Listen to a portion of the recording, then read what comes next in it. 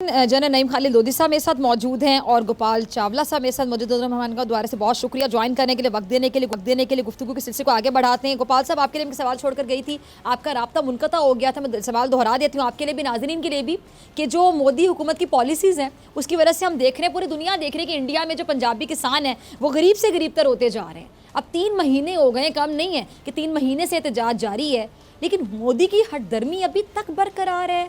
आपको उसकी हठधर्मी की वजह क्या नजर आती है और कोई इलाज नजर आता है इसका? जी बिल्कुल जी, आपने बहुत अच्छा क्वेश्चन किया। जब ये मोदी आया था, हम अब इसको मोदी तो नहीं कह सकते, ये मोदी जब आया था तो इसका प्लान ये था कि हमने भारत को भी खत्म कर देना, हमने इंडिया को भी खत्म कर देना और हमने स्टेट को सिर्फ हिंदुस्तान बना देना। तो वो मोदी जो है वो स्टेट को अब सिर्फ हिंदुस्तान बना रहा है। वो सिखों को, वो क्रिश्चियनों को, वो दलितों को, वो हमारी जितनी भी बाकी छोटी कौमें हैं या जितने वो कौमें जिनकी आंखों में आंखें डालती हैं, उस सबको खत्म करके भारत को वो हिंदुस्तान बनाना चाहते हैं। मगर फिजा जी, मैं एक बात ये जरूर कहूंगा कि 1947 में हमारे जो बुजुर्ग थे उनका ये बहुत ही गलत फैसला था कि हमने बड़े सगीर में हिंदुस्तान को चुना और इस बनिया के ऊपर हमने यकीन किया था और उसका खमियाजा जो है वो आज तक हम भुगत रहे हैं।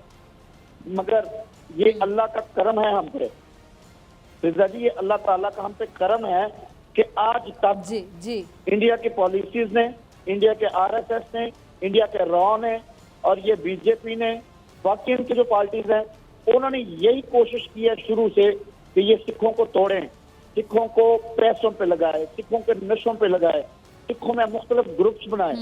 मगर अब किसानों का ये जो आंदोलन है, ये ऐसे आंदोलन है कि इन्हें सबको एक कर दिया। और यहाँ तक कि इंडिया जो फौज है, फौज में जितने हमारे सिख भाई हैं, वो भी आज यही कह रहे हैं कि वो जो किसान वहां पे बैठे हैं वो हमारे बाप हैं, वो हमारे चाचे हैं, वो हमारे बुजुर्ग हैं। और हम, अगर हमारे बुजुर्ग पिछले 3 महीनों से सड़कों पर बैठे हैं, तो अब हम भी इंडिया के दफा का जो जंग है वो नहीं लड़ सकते। तो हमारी बहुत बड़ी बात है और इंशाअल्लाह अनकरीब इंडिया के टुकड़े टुकड़े होने वाले। ठीक है। अच्छा जनरल साहब, मोदी की घटिया सोच है अब पूरी दुनिया के सामने आ गई। वो अलग बात है कि दुनिया खामोश हो जाए या दुनिया आंखें बंद कर ले या बहरी हो जाए, लेकिन दुनिया देख रही है और आवाज़ उठाने वाले जो अभी भी ज़मीर रखते हैं वो आवाज़ उठा भी रहे हैं किसी हद तक। अब भारत में पंजाब के किसानों का जो एहतजाज है, यकीनी तौर पे कुछ ना कुछ होगा। आपको लगता है कि कोई रंग लेकर आएगा? मुस्तकबिल का मंजरनामा क्या देखते हैं आप? देखें, चावला साहब जो बातचीत कर रहे हैं ये फर्स्ट हैंड नॉलेज आपको दे रहे हैं। मैं तो, आप और मैं तो यहाँ से देखकर अपना अंदाजा लगा रहे हैं ना। तो जो उनकी असेसमेंट है, मेरा ख्याल है वो बहुत एक्यूरेट है कि भारत टूटने जा रहा है और उसकी वजूहात बिल्कुल सामने हैं और मौजूद हैं और दुनिया को इसकी बात की कोई परवाह नहीं। बल्कि दुनिया तो ये चाहती है, क्योंकि दुनिया में ज्यादातर मुल्क जो हैं वो छोटे छोटे हैं। जितने भारत का एक सूबा है, इतने इस साइज के ममालिक हैं। तो वो तो ये चाहेंगे कि एक इतना बड़ा मुल्क जो है वो छोटे टुकड़ों में अगर बढ़ जाए तो उनके लिए आसान है इनके साथ डील करना। तो मैं तो अंदाज़ा लगा रहा हूँ, मुझे पता तो नहीं है कि बड़ी ताकतें क्या चाहती हैं, लेकिन उनकी खामोशी ये बताती है कि चूंकि वो रास्ता नहीं रोक रहे मोदी का, और वो रास्ता सबको नज़र आ रहा है कि वो गलत रास्ते पर चल रहा है। और जो भी उसने तरीका अपनाया और शुरू से आप, और सिर्फ ये हम पहले समझते थे कश्मीर के साथ, आप ये अंदर अभी आप देख लें कि क्या हो रहा है, जैसे चावला साहब फरमा रहे हैं। तो मेरा अपना ख्याल है, जो आप ये कह रही हैं कि क्या होने वाला है, वो तो दीवार पे लिखा हुआ है। अगर तो इन्होंने कोई बहुत बड़ी तब्दीली कर दी अपनी पॉलिसी में, शायद ये कुछ देर के लिए बच जाए, लेकिन जो दिलों में दरारें पड़ चुकी हैं, जो शकूक व शुबात गहरे हो गए हैं, ये जख्म अब मुंदमिल होने वाले नहीं है। ये बस बात है जल्द या बदेर की। इसमें कोई शक नहीं है कि भारत के टुकड़े होंगे। अब ये कल होते हैं या परसों होते हैं, ये बात देखने वाली है। अच्छा गोपाल साहब, ये भी ज़रा मैं जानना चाहूँगी कि मोदी सरकार और किसानों के दरमियान जो मुज़ाकरात हैं वो नाकाम होने की आखिर वजह क्या है? आखिर ऐसे क्या मुतालिबात रख दिए गए थे नरेंद्र मोदी के सामने किसानों की जानिब से जिन्हें नरेंद्र मोदी हजम ही नहीं कर सका?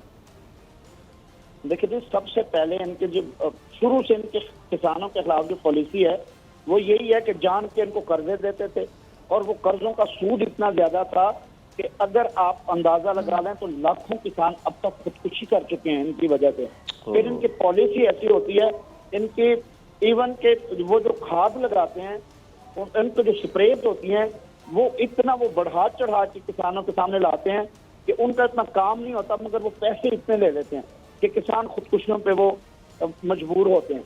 अब ये जो इन्होंने 3 बिल जो ये लेके आए हैं, तो ये क्या करना चाहते हैं? ये पंजाब को जो है, जैसे इन्होंने कश्मीर पे पहले किया, लद्दाख को अलग किया, अब ये पंजाब में किसानों को जो है, यानी सिखों को जो है, ये पंजाब से मुंतकिल करना चाहते हैं, यहाँ से निकालना चाहते हैं, और ये पंजाब पे भी काबिज होना चाहते हैं, जो इनकी मेन वजह है।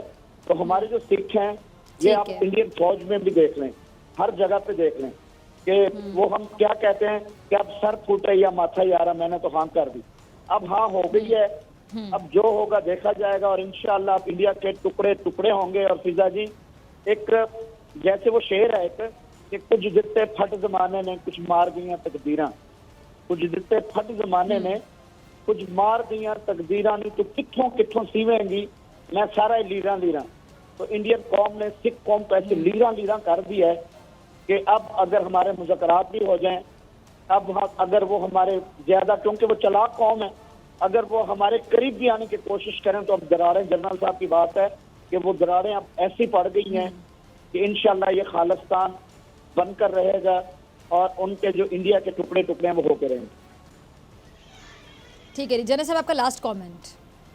जी, मैं ये समझता हूँ कि साफ ज़ाहिर है कि हम तो मशवरा ही दे सकते हैं। मैं ये कहूँगा अपने सिख भाइयों को, सिख बरादरी को, और जो बाकी अक़लीतें हैं कि वो अपने वफूद बनाकर यूएनओ में ज़रूर भेजें और बाकी बड़े मुल्कों में भेजें, ताकि उनको यहाँ की सूरत हाल के बारे में बताएं, और ये उनको कहें कि जी हमें आप अलग होने में हमारी मदद करें, ताकि जितने भी ममालिक हैं जब वो सूरत हाल को पहचान लें तो फिर इनकी मदद करें। बिकॉज ये तो मजलूम लोग हैं, इनके ऊपर तो जुल्म सितम के पहाड़ ढाए जा रहे हैं। ये तो दलेर कौम है इसलिए खड़ी है, और मुसलमान वहाँ के दलेर हैं इसलिए खड़े हैं, वरना कई बेचारे तो सिर्फ मान लेते हैं इनकी बात के, दब जाते हैं। तो मेरा ख्याल है वो टाइम गुजर गया, दबने वाला और दबाने वाला, ना वो दबा सकेंगे ना ये दबने वाली कौम है। तो मुझे तो ये नज़र आ रहा है कि पूरी दुनिया भी इनकी मदद के लिए आ जाएगी, पाकिस्तान अपना दिफा करेगा और उनकी फ़ौजों को बिल्कुल इस तरफ नहीं आने देगा, और फ़ौजों से सिख अलग हो जाएंगे। और ये जो बात कर रहे हैं, ऐसे ही मुझे भी नज़र आ रहा है कि लिखा हुआ है कि ये टुकड़े टुकड़े होने जा रहा है, और इन्होंने खुद किया है, हुकूमत ने, शायद उनका मकसद ही ये था। ठीक है गोपाल साहब, आपका भी लास्ट कमेंट, इसके बाद मुझे क्लोजिंग पे जाना है। जी, मैं लास्ट में यही कहूँगा अपने कौम को, अपने मुसलमान भाइयों को, कि हर तंज किया जाए, हर ताना दिया जाए, हर तंज किया जाए, हर ताना दिया जाए, कुछ भी हो, अब हद अदब में ना रखा जाए। तारीख ने दिया है कौमों को यही पैगाम, हक मांगना तौहीन है, हक छीन लिया जाए। पाकिस्तान जिंदाबाद, इंडिया जालिम सरकार मुर्दाबाद। ठीक है जी, बहुत शुक्रिया दोनों मेहमानों का। और नाज़रीन, पैमरा सलीम बेग अब तक अपनी उसी हट धर्मी पर कायम है, और अब तक किसी इदारे की जानिब से उनकी जो नाअहली है उस पर कोई नोटिस नहीं लिया गया, बल्कि चेयरमैन पैमरा उनकी नाअहली की आवाज़ उठाने के जुर्म में हर चंद दिन बाद कोई ना कोई बहाना तलाश करके, बाकायदा बहाना तलाश करके, कभी नोटिस भेजता है, कभी लाइसेंस ही मुअत्तल कर देता है। लेकिन खैर मुल्क की अदालतें खुली हैं, इंसाफ अब भी मौजूद है, जो बोल नश्तियात को बंद नहीं होने देगा, और हम हक़ की आवाज़ बुलंद करते रहेंगे। हमारी चीफ जस्टिस ऑफ पाकिस्तान और जो मुतल्लिका हुकाम है उनसे गुजारिश है कि चेयरमैन पैमरा सलीम बेग को फौरी उनके ओहदे से हटाया जाए, और किसी अहल शख्स को मेरिट की बुनियाद पर इस कुर्सी पर बिठाया जाए, लाया जाए। सब्सक्राइब करें और बेल दबाएं ताकि कोई खबर रह न जाए।